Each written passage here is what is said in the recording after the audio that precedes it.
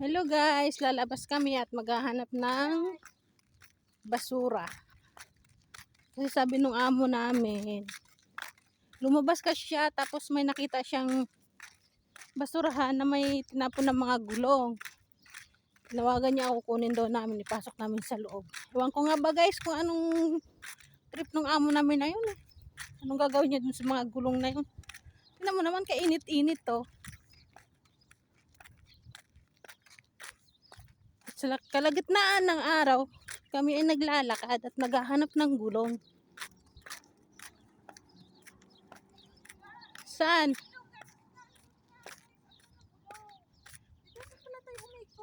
Saan? Ayun, tara, ikot tayo dun. Guys, nakita nyo ba yun? Pwede mo ba isog? Ikot tayo dun para ano. Yun guys. Nakita mo yan? Yun guys, yun. Tara, ikot tayo dun. Dito tayo daan, be. At tingnan mo naman yung sasakyan na yun guys. Hinihintuan pa kami. Akala siguro sasakay kami. Sorry ka na lang. Ito na guys, pasok na ulit kami. Init. Doon kami dadaan sa kabila.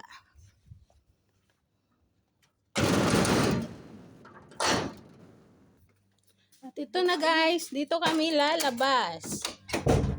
Yan. Oh, init. Labas na lang dito. Pupunta kami doon. Sa basura na yun.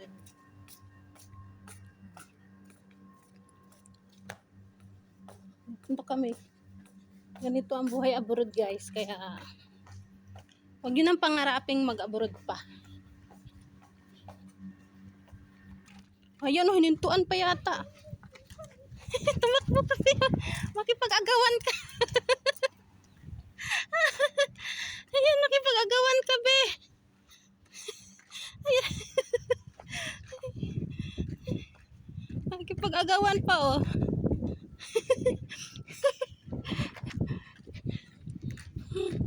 Ito na.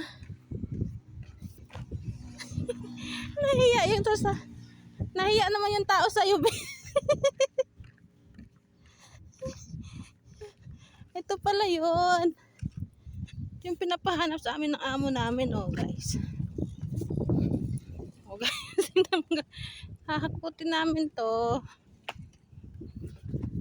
Ito yun.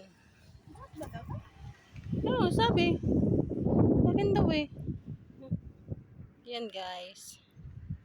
Yan, dito kami sa kalagitnaan ng araw. Ay, nakikipag-agawan pa yan siya guys. Nakikipag-agawan pa yan dun sa tao. Oh. Sige guys, sakutin muna namin to kasi sobrang init na po. Bye guys. Thank you for watching.